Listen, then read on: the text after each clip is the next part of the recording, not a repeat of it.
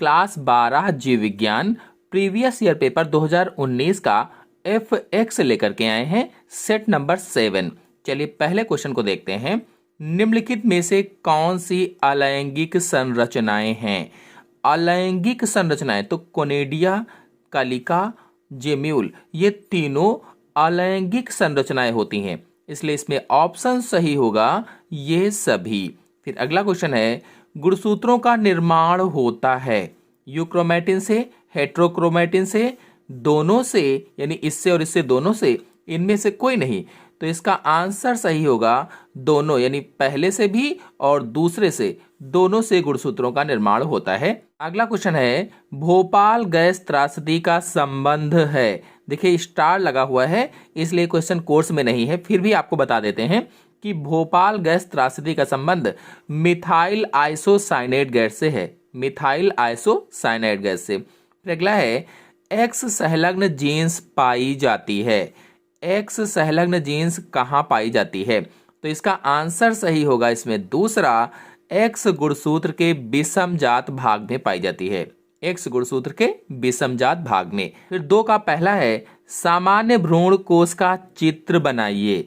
देखिए एक सामान्य भ्रूण कोश का चित्र कैसे बनेगा, इस तरह से सामान्य भ्रूण कोश का चित्र आप बना सकते हैं, और आप चाहें तो इसमें प्रतिमुख कोशिकाएं, प्रतिमुख कोशिकाएं, द्विगुणित केंद्रक,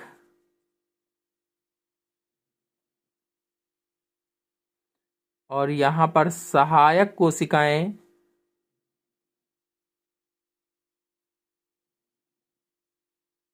और यहां पर अंड कोशिका, ये भी बना सकते हैं। तो इस तरह से चित्र हो जाएगा। अगला क्वेश्चन है, डीएनए से डीएनए के निर्माण में कौन सा एंजाइम भाग लेता है?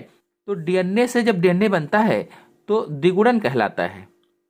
द्विगुणन, जब डीएनए से डीएनए बनता है तो इस क्रिया को रेप्लिकेशन या द्विगुणन कहा जाता है, और इसमें कई सारे एंजाइम भाग लेते हैं, जैसे टोपो आइसोमरेज है, टोपो आइसोमरेज एंजाइम है, ऐसे ही प्राइमेज है, प्राइमेज यानी डीएनए विशिष्ट जो आरएनए पॉलीमरेज होता है, डीएनए विशिष्ट जो आरएनए पॉलीमरेज है, और ऐसे ही डीएनए पॉलीमरेज है, फर्स्ट सेकंड भी इसमें आ सकता है, फर्स्ट सेकंड है, और डीएनए लाइगेज है, लाइगेज है, और भी कई सारे एंजाइम भाग लेते हैं।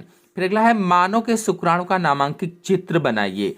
देखिए मानव के शुक्राणु का नामांकित चित्र वैसे हमारे चैनल में अपलोडेड है, चलिए आपको बनाना सिखा देते हैं।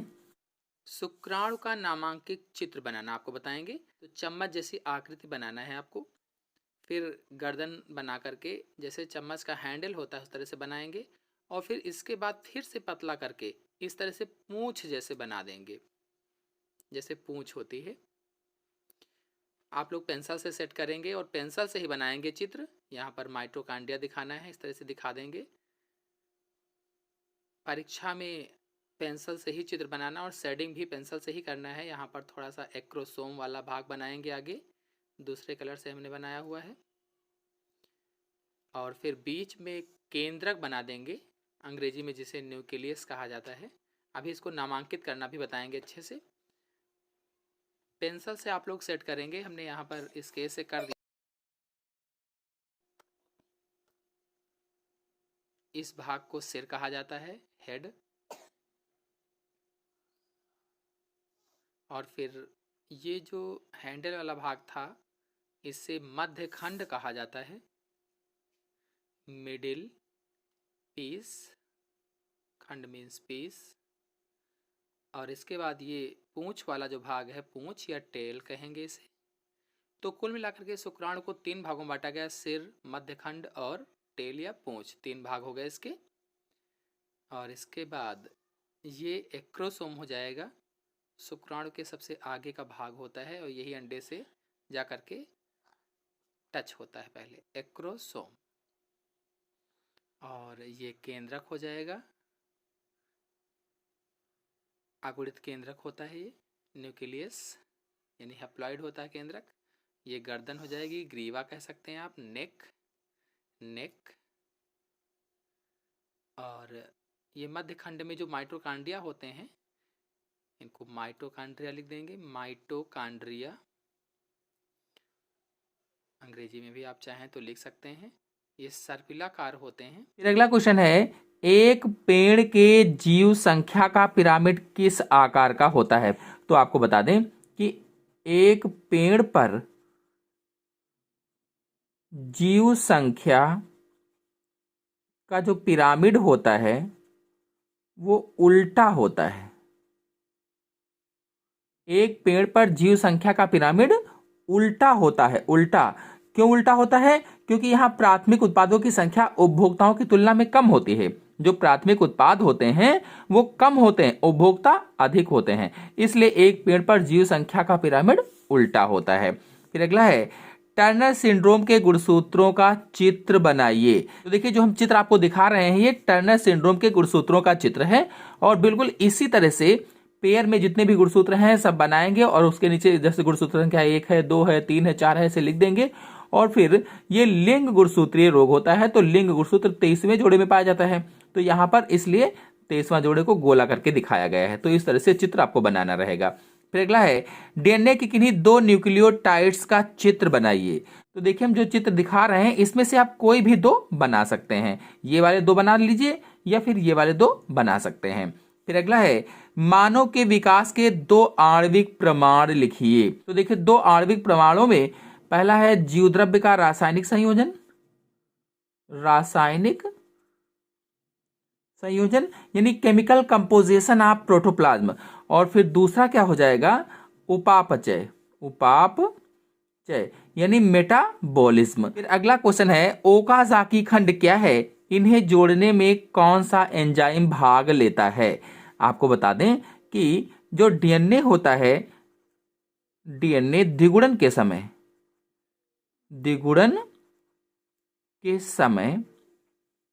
आरएनए प्राइमर द्वारा, डीएनए द्विगुणन के समय आरएनए प्राइमर द्वारा डीएनए की श्रृंखला या चेन कह लीजिए, श्रृंखला का संश्लेषण छोटे छोटे खंडों में होता है। उन्हीं खंडों को ओकाजाकी खंड कहा जाता है। जब डीएनए रेप्लिकेशन होता है तो रेप्लिकेशन के समय आरएनए प्राइमर के द्वारा डीएनए की श्रृंखला या चेन का संश्लेषण छोटे छोटे खंडों में होता है, कुछ छोड़ छोड़ करके होता है, तो उन्हीं खंडों को क्या कहा जाता है, ओकाजाकी खंड कहा जाता है। या इसको ऐसे भी हम कह सकते हैं कि डीएनए के छोटे खंडों को ही ओकाजाकी खंड कहा जाता है। और फिर कहा गया कि इन्हें जोड़ने में कौन सा एंजाइम, तो लाइगेज एंजाइम, इन्हें जोड़ने में डीएनए लाइगेज काम करता है। फिर अगला है, एक तालाब के पारिस्थितिक तंत्र में खाद्य श्रृंखला के जीवधारियों के क्रम को बताइए।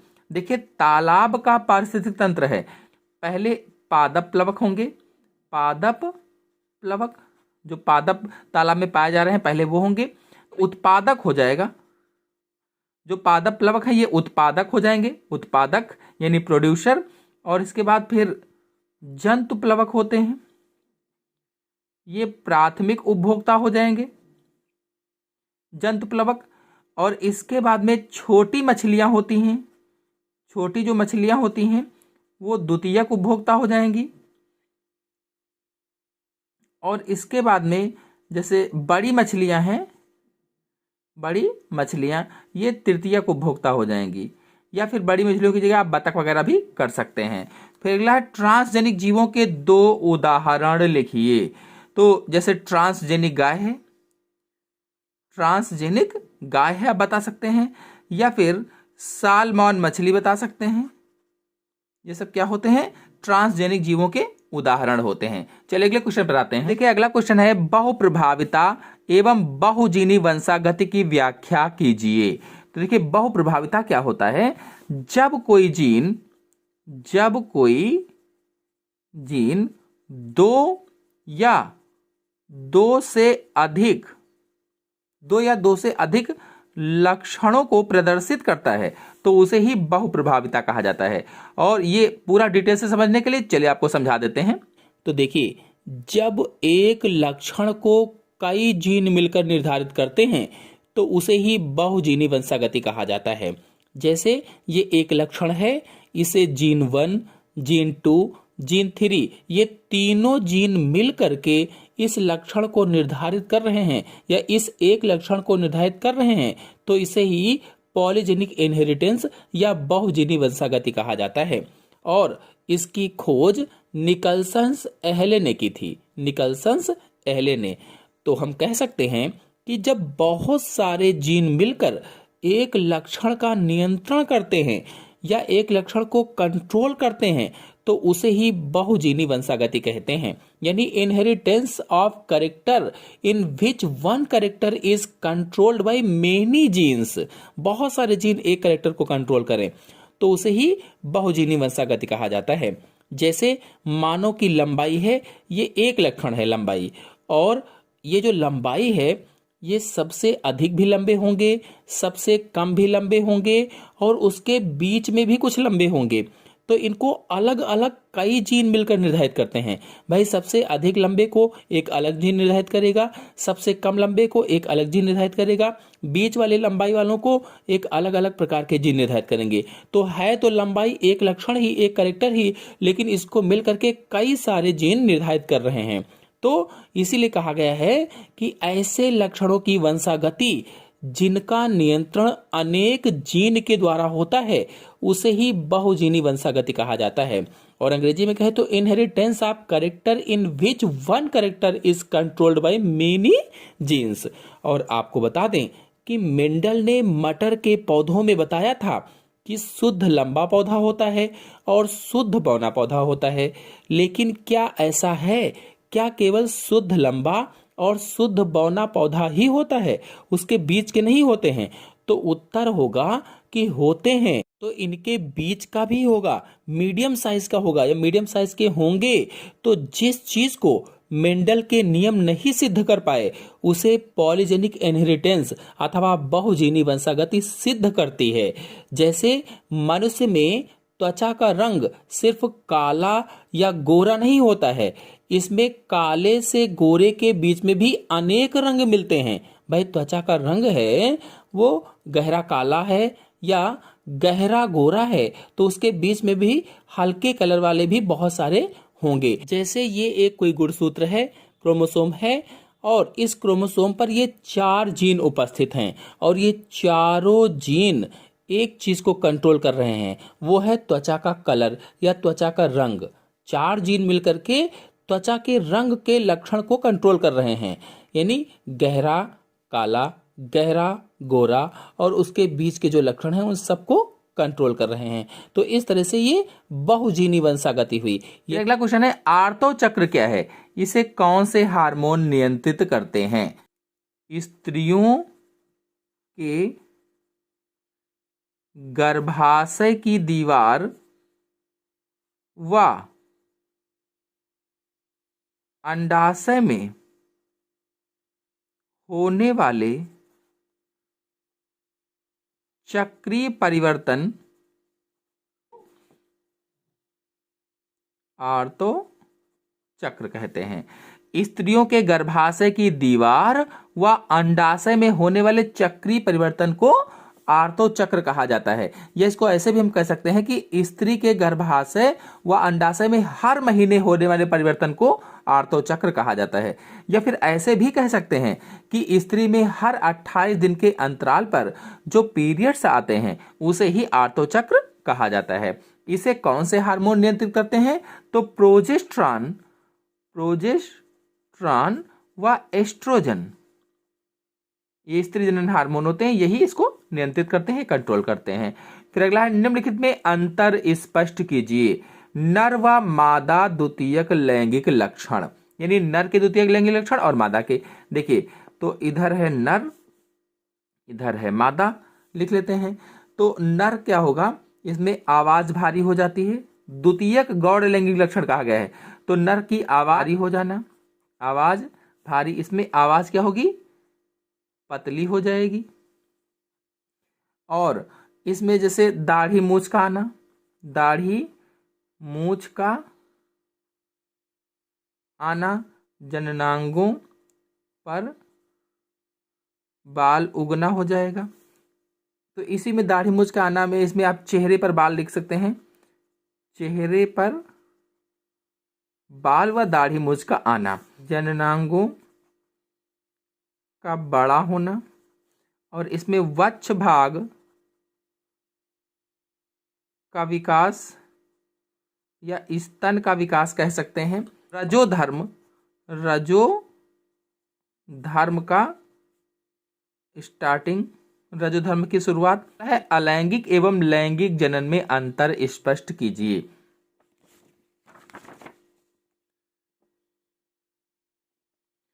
तो देखिए, अलैंगिक और लैंगिक जनन में अंतर स्पष्ट करना है। बता दें कि इसमें युग्मक निर्माण नहीं होता है, युग्मक निर्माण नहीं होता है। जो अलैंगिक जनन है इसमें युग्मक निर्माण नहीं होता है, जबकि जो लैंगिक जनन है इसमें युग्मक निर्माण होता है, युग्मक निर्माण होता है। ये पहला अंतर हो जाएगा। अलैंगिक जनन में युग्मक निर्माण नहीं होता है, लैंगिक जनन में युग्मक निर्माण होता है। अलैंगिक जनन में निषेचन नहीं होता है, निषेचन नहीं होता, और इसमें क्या हो जाएगा, लैंगिक जनन में निषेचन होता है।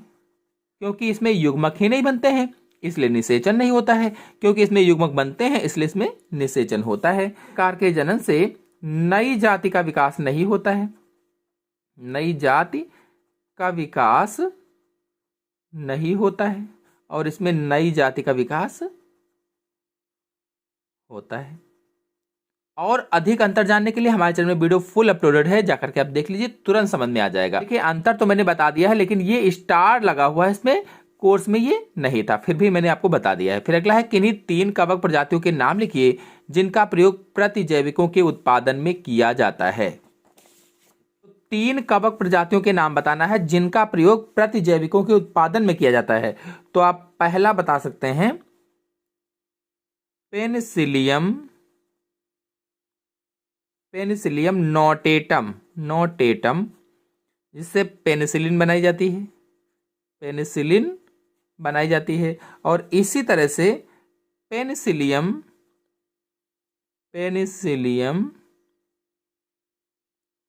क्राइसोजीनम, इससे भी पेनिसिलिन बनाई जाती है। 2 हो गए। और तीसरा आप बता सकते हैं म्यूकर रेमिनियंस, जिससे रेमाइसिन बनाई जाती है। 3 कवक हो जाएंगे, फंजाई हो जाएंगे, जिनसे एंटीबायोटिक दवाएं बनाई जाती हैं। फिर अगला क्वेश्चन है, निम्नलिखित पर संक्षिप्त टिप्पणी लिखिए। RNA polymerase. देखिए, आरएनए पॉलीमरेज क्या है, यह एक एंजाइम है, एक तरीके का एंजाइम होता है। और ये कार्य क्या करता है, तो डीएनए को टेम्पलेट के रूप में उपयोग करके आरएनए अणुओं को प्रतिलेखित करता है। डीएनए को टेम्पलेट के रूप में उपयोग करके आरएनए अणुओं को प्रतिलेखित करता है। यह सरल शब्दों में इस लाइन का अर्थ कहें तो डीएनए सीक्वेंस को आरएनए सीक्वेंस में कॉपी करता है, डीएनए सीक्वेंस को आरएनए सीक्वेंस में कॉपी करता है और प्रतिलेखन की क्रिया पूरी करता है। जो डीएनए लाइगेज है, यह भी एक तरीके का एंजाइम है, विशिष्ट तरीके का एंजाइम है, जो क्या करता है, जो डीएनए खंडों को आपस में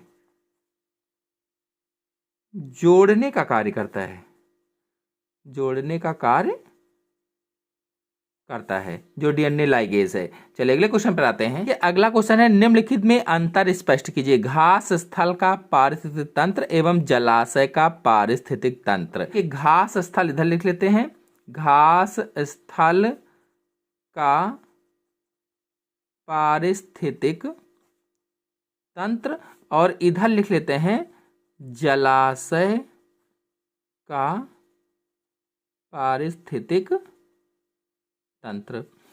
अब देखिए अंतर क्या लिखेंगे इसमें। जो घास स्थल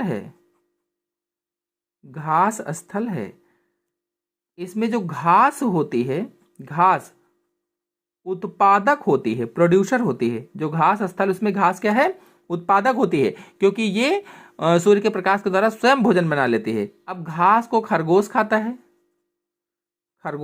है, बकरी भी खाती है, गाय भी खाती है, भेड़ भी खा लेती है। तो ये सभी क्या हुए, प्राथमिक उपभोक्ता हो गए। खरगोश, बकरी, गाय, भेड़ ये घास को खा लेते हैं, घास स्थल की। फिर अब इसको कौन खाएगा, खरगोश, बकरी, गाय, भेड़, द्वितीयक उपभोक्ता।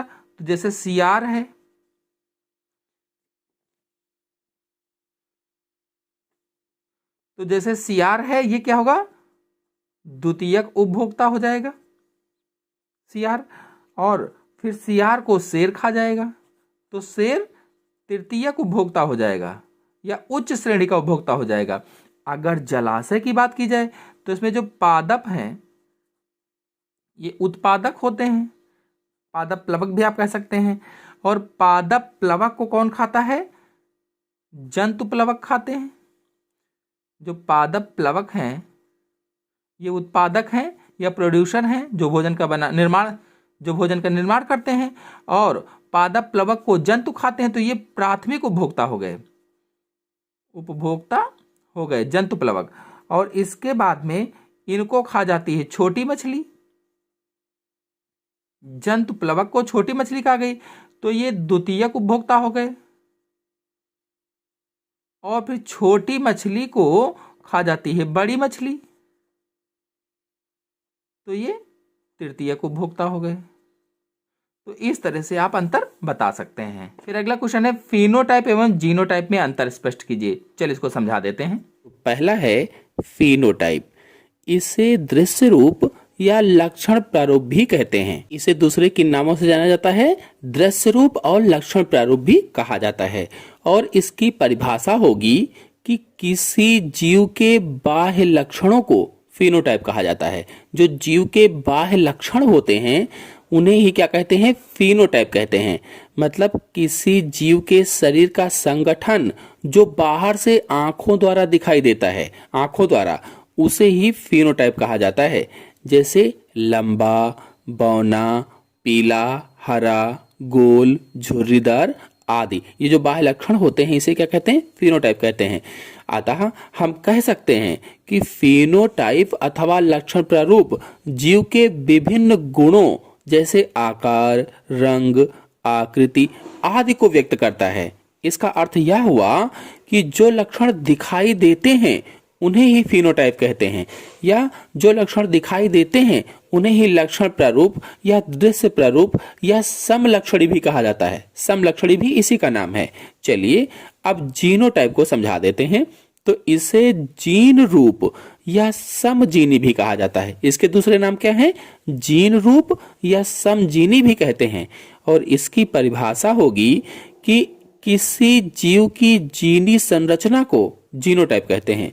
जीव की जो जीनी संरचना होती है उसे ही क्या कहा जाता है, जीनोटाइप कहा जाता है। इस लाइन का अर्थ हुआ कि जीन प्रारूप अथवा जीनोटाइप जीव की आनुवांशिक संरचना को व्यक्त करता है। आनुवांशिक संरचना को मतलब जीनोटाइप जीव की जीनी संगठन को व्यक्त करता है। जो जीव होता है उसके जीनी संगठन को प्रदर्शित करता है या व्यक्त करता है, जो कि उसमें विभिन्न लक्षणों को निर्धारित करता है। क्या करता है वो, विभिन्न लक्षणों को निर्धारित करता है। और इसका अर्थ हुआ कि जो लक्षण बाहर से दिखाई नहीं देते हैं उन्हें ही जीनोटाइप कहा जाता है। और फिनोटाइप भी क्या था, जो लक्षण बाहर से दिखाई दें उन्हें ही फिनोटाइप कहते हैं, और जो लक्षण बाहर से दिखाई ना दें उन्हें ही जीनोटाइप कहते हैं। और जीन प्रारूप अथवा जीनोटाइप को प्रायः कैपिटल टी, स्मॉल टी और स्मॉल टी संकेताक्षरों से व्यक्त किया जाता है। क्वेश्चन है, जैव प्रबलीकरण का अर्थ क्या है, समझाइए। देखिए कोर्स से हटा हुआ, इसको हटा देते हैं। फिर अगला है, कृषि के क्षेत्र में जैव प्रौद्योगिकी की क्या उपयोगिता है। देखिए आपको बता दें कि कृषि के क्षेत्र में जैव प्रौद्योगिकी की बहुत अधिक उपयोगिता है, जैसे प्रतिरोधी जातियों का विकास करना। प्रतिरोधी जातियों का विकास हुआ है, मतलब जैसे सूखा के प्रति प्रतिरोधी हैं, कोहरा के प्रति प्रतिरोधी हैं, इस तरह से प्रतिरोधी जातियों का विकास हुआ है। फिर नंबर 2 में आप बता सकते हैं कि पीड़कनाशी प्रतिरोधी जातियों का विकास, जिसमें पीड़क नहीं लगते हैं, कीड़े वगैरह नहीं लगते हैं, कीट वगैरह नहीं लगते हैं, जैसे बीटी कपास है, बीटी मक्का है, ये पीड़कनाशी होते हैं। फिर आप तीसरा बता सकते हैं कि अधिक उत्पादन देने वाली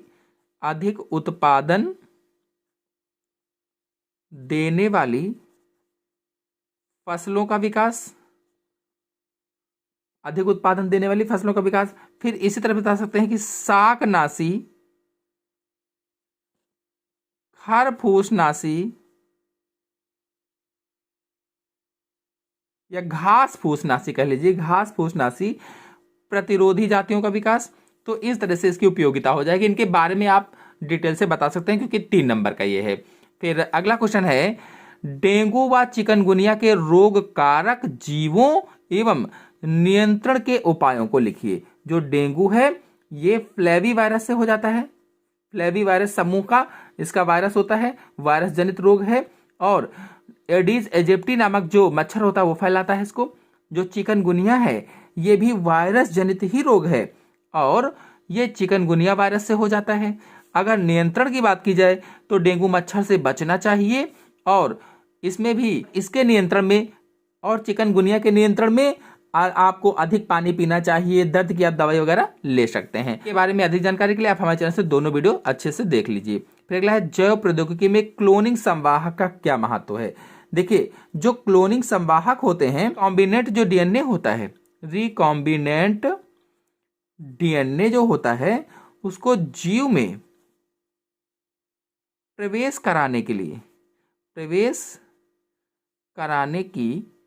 तकनीक है। यानी इन्हीं के द्वारा, क्लोनिंग संवाहक के द्वारा ही रिकॉम्बिनेंट डीएनए को एक जीव से दूसरे जीव में डाला जाता है या रिकॉम्बिनेंट डीएनए को जीव में डाला जाता है।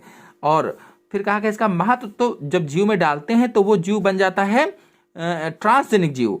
तो ट्रांसजेनिक जो जीव होते हैं वो अधिक उत्पादन देते हैं, उनसे अधिक उत्पन्न होता है, पैदावार अधिक होती है। अगर जंतु है तो दूध अधिक देगा, जैसे फसल है तो अधिक फसल होगी।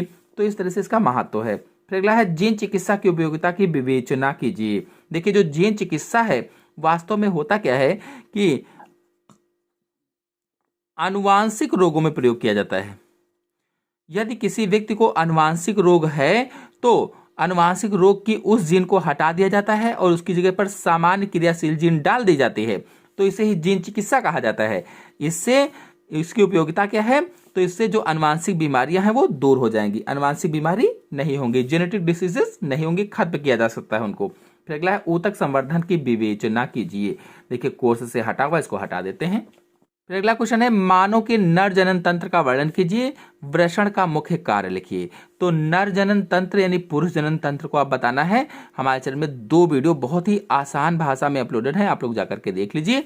और वृषण के 2 कार्य, तो एक कार्य ये हो जाएगा टेस्टोस्टेरोन का श्रावण करना और दूसरा कार्य ये हो जाएगा कि शुक्राणुओं का निर्माण करना।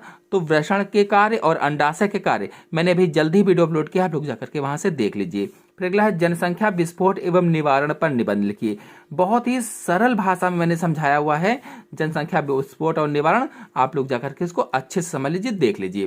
फिर अगला है, निम्नलिखित की व्याख्या कीजिए। पीसीआर तो पॉलीमरेज चेन रिएक्शन होता है। वास्तव में क्या करता है कि डीएनए की फोटो कॉपी करता है, डीएनए की कॉपी करता है, यानी डीएनए की अधिक प्रतिलिपि बनाता है और बहुत जल्दी बनाता है। पीसीआर पर हमारे चैनल में फुल वीडियो अपलोडेड है, आप लोग जाकर के देख सकते हैं, डिस्क्रिप्शन में मैंने लिंक दे दिया है। फिर अगला है, पुनर्योगज डीएनए तकनीक।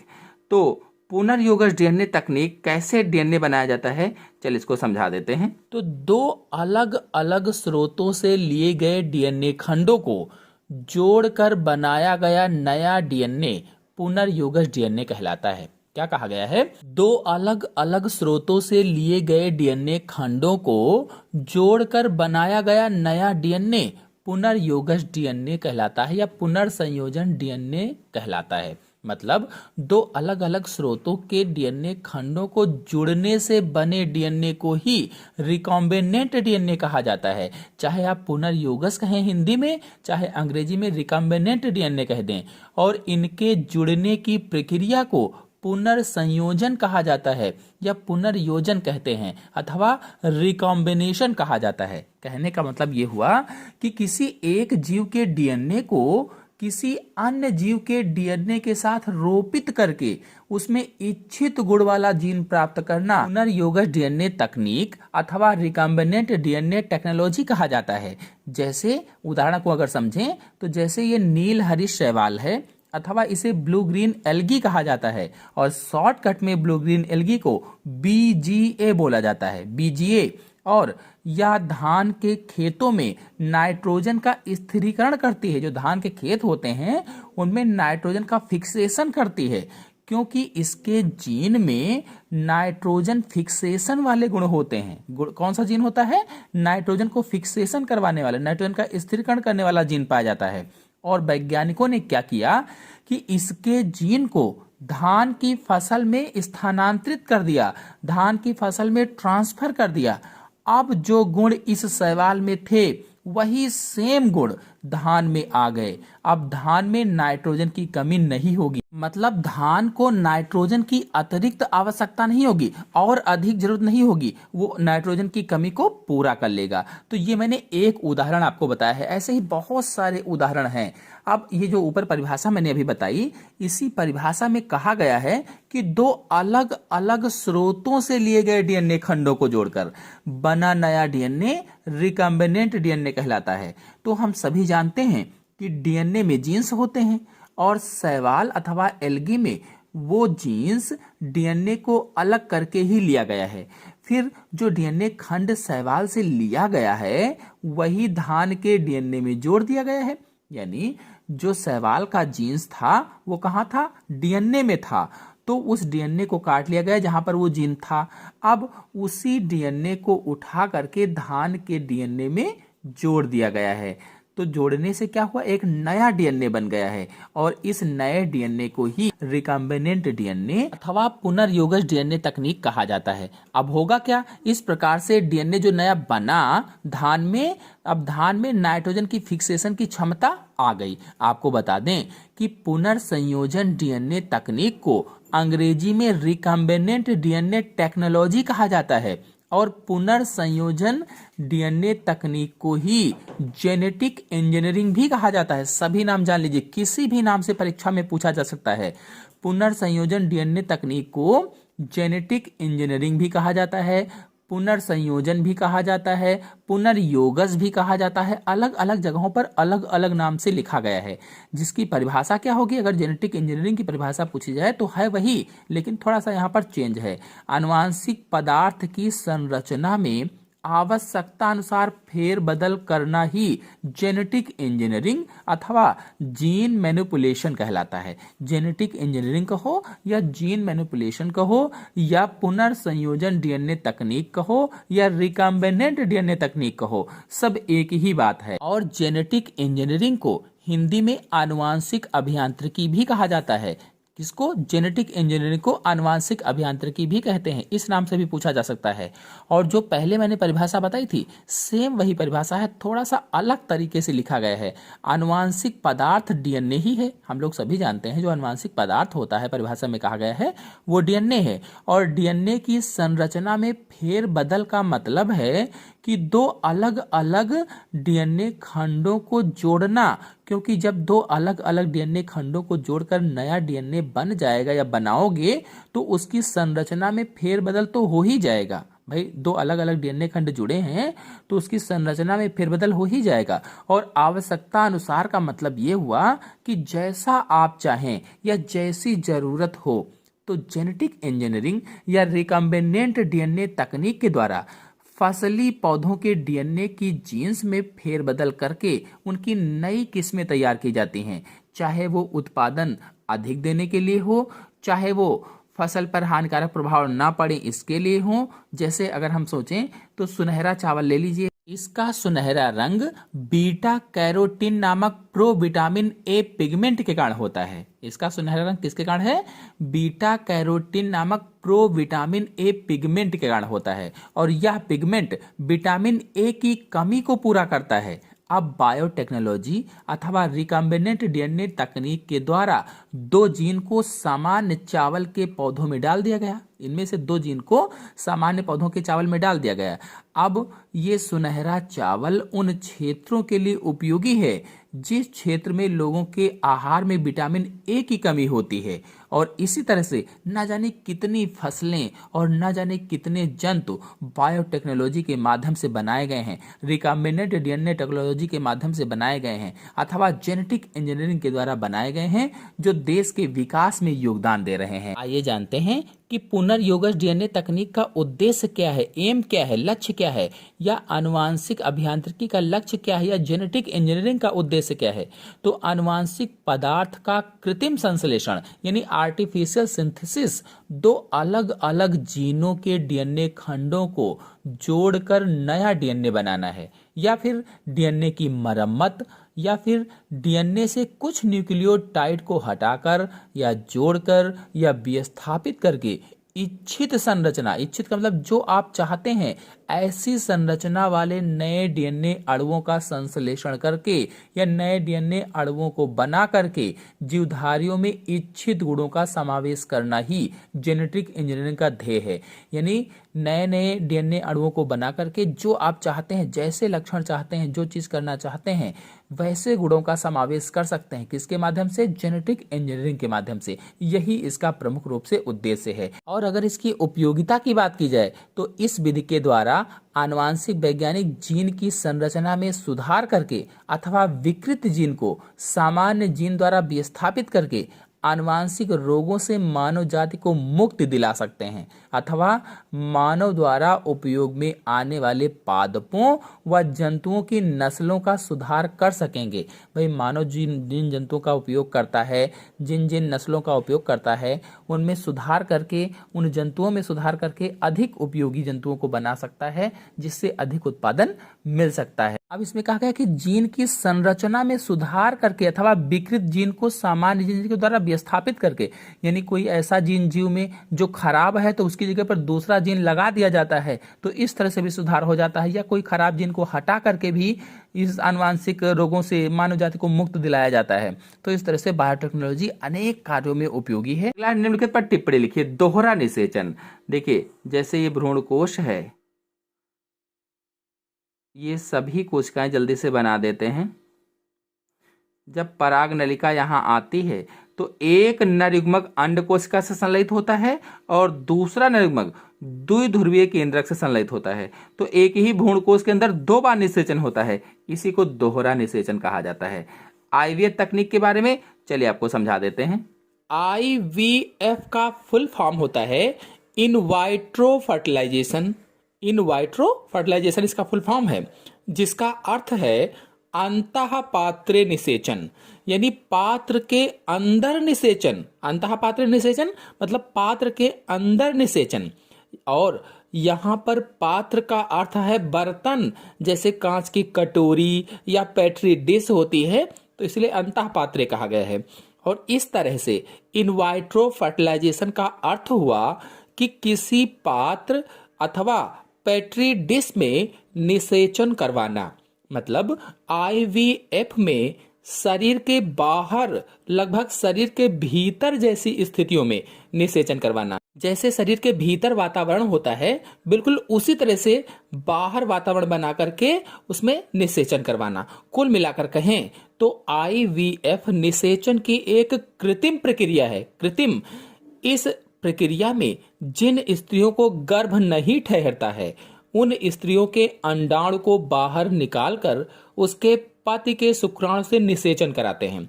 ऐसी स्त्रियां जिनको गर्भ नहीं ठहर रहा है, उन स्त्रियों के अंडे को, ओवम को निकाल लिया जाता है बाहर, और निकालने के बाद उनके पति के शुक्राणुओं से निषेचन करवाते हैं।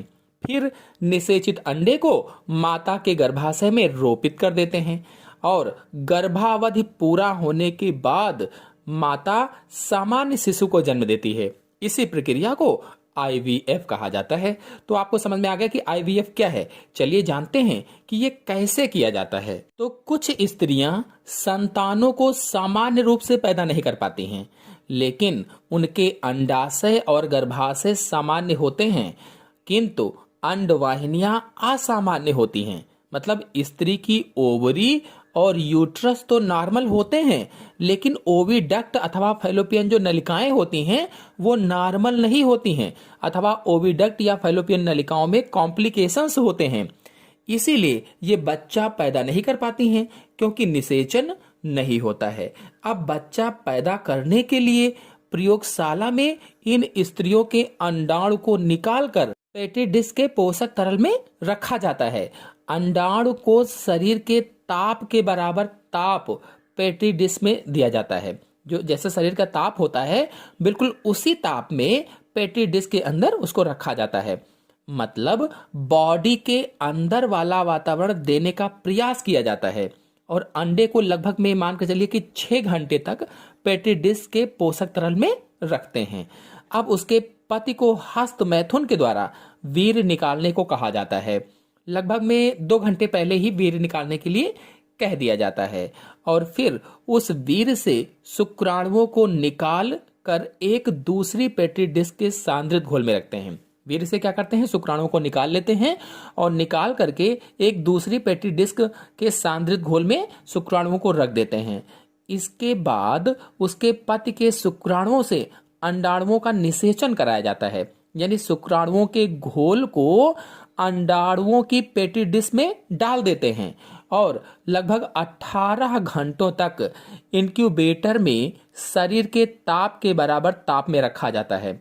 जब अंडाणु वाला पेटी डिस्क का जो घोल था और जो शुक्राणु वाला पेटी डिस्क का घोल था, उसको एक में मिला दिया, और मिलाने के बाद क्या किया कि लगभग 18 घंटों तक इंक्यूबेटर में शरीर के ताप के बराबर ताप में रखा गया, और इतने घंटों में निषेचन हो जाता है और जायगोट बन जाता है तथा भ्रूणीय विकास भी शुरू हो जाता है।